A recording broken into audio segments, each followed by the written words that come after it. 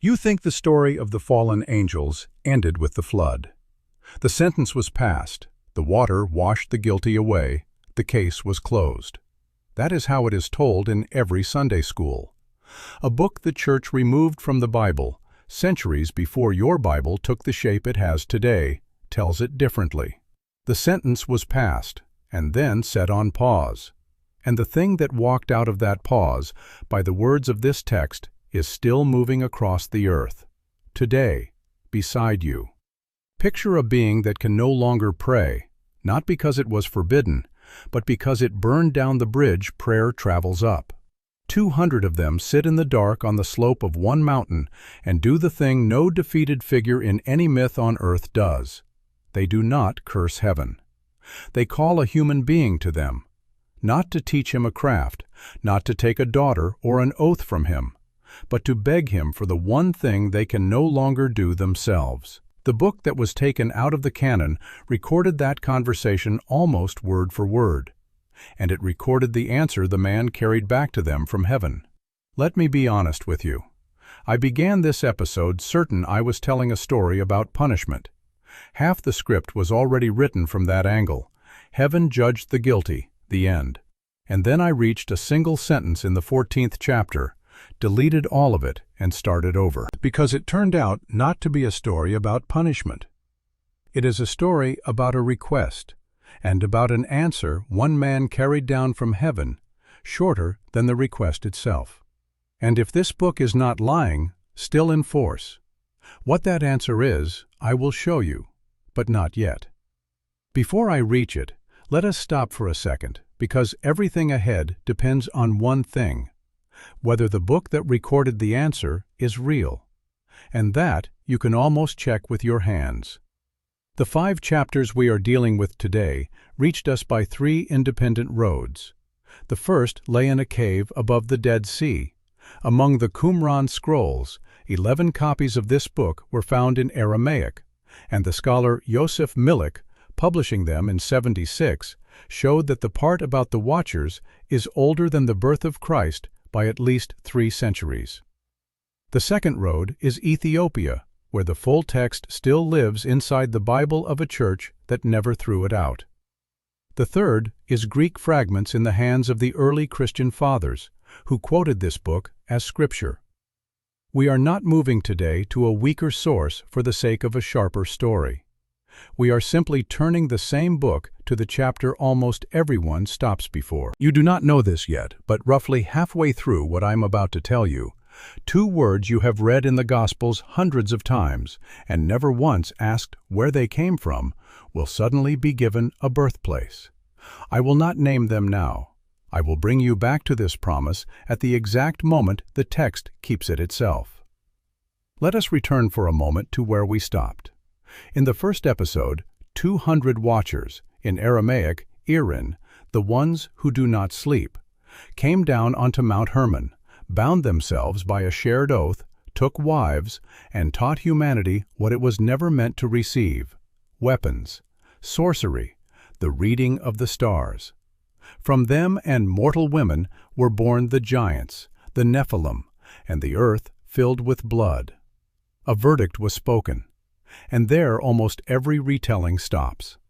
Now picture the gap between the crime already committed and the flood that has not yet come. It is inside that gap that the chapters we are discussing live. It is the part of the story where the sentence has been named in heaven, but not yet carried out on earth. And standing in the middle, between the two, is one human being. That human being is Enoch, the same Enoch of whom Genesis says something short and strange. Enoch walked with God, and he was not, for God took him. The 7th generation from Adam, a man who, by this tradition, did not die, but was taken up alive into heaven, and came back with knowledge no human on earth should have. In the first episode, he was the author, the narrator of this story. In this episode, he becomes its main character, because now that the Watchers have already fallen, one question remains that has no answer either in heaven or on earth. Is there a road back for them? And that question can only be asked by the one who walks on both sides, between the humans they betrayed and the heaven they abandoned. Here the book makes its first turn, the kind that runs cold. The watchers do not flee from Enoch, they call him to them. By the text of the 13th chapter, when Enoch brings them the words of the verdict, that there will be for them no peace and no forgiveness, they do not rage and they do not threaten. They begin to tremble. 200 beings who not long ago looked down on humanity the way a shepherd watches a sleeping town at night, now stand before one man, and the fear on them is such that they cannot lift their faces. And they ask him, they ask a human for one thing: write a petition for us. Draw up a prayer of forgiveness on our behalf and carry it up before the Lord of heaven. Because we ourselves, they say by the book, can no longer speak to him, nor lift our eyes to him, for shame at what we have done. Stop for a second on what has actually happened here. The work of a watcher was to stand between heaven and the human, and to intercede for the human, to carry a human's prayer upward. That was the whole of their post. And now it is all turned upside down. The human stands between heaven and the watcher, and must carry an angel's prayer up. The one appointed as intercessor is himself begging for intercession. And the loss here is not abstract. When the one who was meant to be your voice before heaven no longer has a voice of his own, you lose more than a protector. You learn that even for the one who stood nearest the light, the road back can close for good. And if it could close for him, the question the book leaves hanging in the air, then under what conditions does it close for you? Closer. We have not yet reached those two words, but Enoch is already sitting down to write. Here is what Enoch does next, and it is one of the quietest scenes in all of ancient Jewish literature. He takes the petition, written down from their words, and walks away from them. He comes to the waters of Dan, south of that same Hermon, sits down alone, and reads that petition aloud. He reads it by the text until he falls asleep over it. There is no thunder here, no fire, no host. There is one man beside the water, holding a confession written in another's hand, repeating it aloud in the dark until his voice fades and sleep takes him. 200 voices dictated their fear to him, and one human being carries it, alone, to the last line. This is where the title I gave this episode is born: The Watchers Who Wept in the Dark. There is no word "wept" in capital letters in the text. There is something stronger. Beings who cannot lift their eyes, who tremble, who dictate their guilt to a mortal because they have forgotten how to pray. The scribe who copied this chapter by candlelight in a monastery added no explanation here. He simply copied the words about angels asking a human to pray for them, and as far as we know, wrote nothing in the margin. And now the petition goes up. In a dream, by the text of the 14th chapter, Enoch is lifted upward. Clouds and mist carry him. Flashes of stars and lightning lead him, and winds raise him to the very sky. And there he sees what this book describes with a precision that runs cold, because it contradicts everything you would expect of paradise. He comes to a wall built of crystals of hail, ringed with tongues of fire. He enters a great house. Its walls are like a mosaic of ice plates. Its floor is crystal. Its ceiling like the path of stars and lightning. And here is the detail almost no one ever retells. This house, Enoch says, was hot as fire and cold as ice at the same time. There was in it no joy and no life. Fear wrapped him, and trembling took hold of him. And behind that house stood a second, greater one, all of fire, and in it a throne. Its look was like crystal, its wheels like the shining sun. From beneath it went out rivers of blazing fire, and to look upon it was impossible. And on that throne sat the great glory, its robe brighter than the sun, whiter than any snow. No angel could enter that house and look upon that face. Around the throne stood myriads upon myriads, and even they did not depart from him. And in this scene, hold on to this, God does not call an angel to himself. He calls the human. The voice sounds and calls Enoch, a mortal, the seventh from Adam, to come nearer, into the place the holy ones do not dare to step. The same Enoch for whom, not long before, no one on earth would have given a coin, now stands where not one of the 200 who fell may stand. If you have read this far with me, and that is roughly a quarter of the way, then know this. Everything we have seen so far was only the road to a single sentence God is about to speak, and it is shorter than you think. One step is left to those 2 words. God has already begun to speak. Here is the answer Enoch carried down. It begins not with a verdict, but with a question. And that question is more terrible than any verdict. Go, says God, and say to the watchers of heaven, who sent you to plead for them, it is for you to intercede for men, and not men for you. Why did you leave the high, holy, eternal heaven, and lie with the daughters of men, and defile yourselves, and take wives, and do as the sons of earth do? You were spirits, the text says, living forever, immortal for all generations. That is why I gave you no wives, for the dwelling of the spirits of heaven is heaven. Wives and children belong to those who die, so their line will not vanish from the earth. And you, who were immortal, wanted what belongs to mortals. And here is the answer to the request one man carried from the waters of Dan up to the throne itself. There is no peace for you. Not yet. Not, I will think on it. Simply, none. A petition written in the dark, read aloud until sleep, carried up through a house of fire and ice, returns downward with that single line. Notice how the book frames it, and why this is not the conspiracy version in which God simply punishes because he can. Here the refusal has a reason, spoken aloud, and the reason is about nature, not revenge. The road back is closed not because heaven is vengeful. It is closed because they stopped being what they were. A spirit that wanted a body can no longer return to where a body is not needed, and that, by the book, is the true punishment of the watchers. Not a hell of fire, but the impossibility of going home, the state of a being that made itself homeless forever. And you are probably waiting for the story of the watchers to end here, bound, refused, left without peace, full stop. But the darkest line of this book is still ahead, and it is not about the watchers. It is about their children. The reason this book would later be taken off the shelf is lying right here.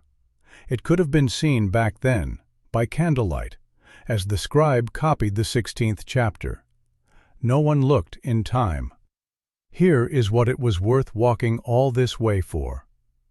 God goes on speaking to the watchers about their sons, the giants, and he says a thing that turns this whole story from an ancient legend into something that concerns tonight. The giants are born of 2 natures, of spirit, the watcher, and of flesh, the woman. And so, the text says, when their body dies, not all of it dies with them. Their flesh will lie down in the earth, but their spirit, which is from the watchers, has nowhere to rest. Heaven is not its home, because it was born on earth, and the earth is not its grave, because a spirit does not die. And here, word for word, by the book. Evil spirits have come out of their bodies because they are created from above, and from the holy watchers is their beginning and their first origin. These spirits, the text says, will be upon the earth, and will be called evil spirits. They will not eat food, they will not thirst, they will be invisible, and they will rise against men and afflict them and destroy until the day of the great judgment, the day of consummation. There it is, the thing I promised you at the start. By this book, demons are not a separate race God made evil. Demons are the spirits of the dead giants, the bodiless remnants of the Nephilim, who can neither rise to heaven nor lie down in the earth, and so remain here among us until the end of time. And now go back in your mind to the gospel you have read. When across the pages of Mark and Luke, Jesus meets an unclean spirit, the thing that cries out from inside a man, the thing that has no body and looks for someone to enter, this text, removed from the canon, hands that spirit a birth certificate. 2 words you have walked past 100 times. Unclean spirit, suddenly have a lineage. Mount Hermon, 200 watchers, dead giants whose spirits never found rest. I am not telling you this is the truth in the final instance. I am telling you only what the author saw. He looked at a demon from the gospel and saw not causeless evil, but a trace, the trace of something that once came down onto the earth from Hermon and has still not left. I have worked through a fair number of these texts for this channel now, and I have to admit something honestly. This line I read 3 times before writing about it, not because I did not understand it, but because I understood it too well. Because if the author is right, even within the logic of his own world, then the judgment on the watchers is not finished, and not only for them. It is not finished for what they left behind. And here we come to the question this whole channel exists for. Why a book that answers the most frightening questions, where evil comes from, where demons come from, was in the end taken off the shelf? Here, I have to be honest with you, because this is exactly the place where other channels lie for the click. There was no council that gathered one morning and ordered Enoch burned for knowing too much. There was no secret archive. There was a slow, entirely human sequence of reasons, and this chapter added its own weight to it. The first reason is the same as in the first episode: doubt about authorship. A text signed by Enoch but written long after him. But the second is born right here, in the 15th and 16th chapters. The demonology of this book, the teaching that traces demons to the spirits of dead giants, was too concrete and too foreign for the theology the church was assembling. When the fathers began to read the sons of God in Genesis, not as angels but as ordinary men, the descendants of Seth, the whole structure, watchers, giants, the spirits of giants, lost its foundation. Remove the angels from that line in Genesis, and with them vanishes the need for a book that tells where demons came from. The text was not banned. It was simply no longer copied, and within a few generations of candlelight, it disappeared on its own. Scholars still argue over which of these reasons weighed the most. I lean toward the one about the discomfort of the theology. It all lands too precisely on these 2 chapters. But I tell you honestly, that is my estimate, not history's verdict. And here is the detail that makes any talk of a conspiracy fall apart completely. The Ethiopian church never threw this text out. For millions of Christians, Enoch never stopped being Holy Scripture. Demons drawn from the spirits of giants are read there to this day, in a Bible no one ever hid. So the circle closes, but not the way ordinary stories close. The watchers asked. Heaven answered. There is no peace for you. Their children, the giants, fell, but their spirits, by the book, did not fall with them. The story did not end with a verdict. It was set on pause, until a day that has not yet been named. And here is what changed in me while I was preparing this episode. Before, when I read in the Gospel about a man from whom an unclean spirit cries out, I saw an illness there, a metaphor, an image of an inner struggle. Now I cannot read that line without hearing a whole torn-out page behind it. A mountain, an oath, a prayer beside the water, a house of fire and ice, and 2 words that fell downward. I am not asking you to believe this. I am asking only one thing, that the next time you hear those 2 words, you at least remember that a book once existed that gave them a name. Because the watchers, by the text, are still there. in the dark, under the stones, without peace, waiting for a judgment that has not come. And their spirit children, by the text, are still here. And the warning heaven sent down, so the human line would not vanish along with the giants, went to one man, to Noah. We are used to thinking Noah was the one clean human in a spoiled world. But the same book that has just told us where demons came from says something very strange about the birth of Noah himself, about a child whose own father was afraid of him, and that is the next page they removed. It is the one we will open in the next episode.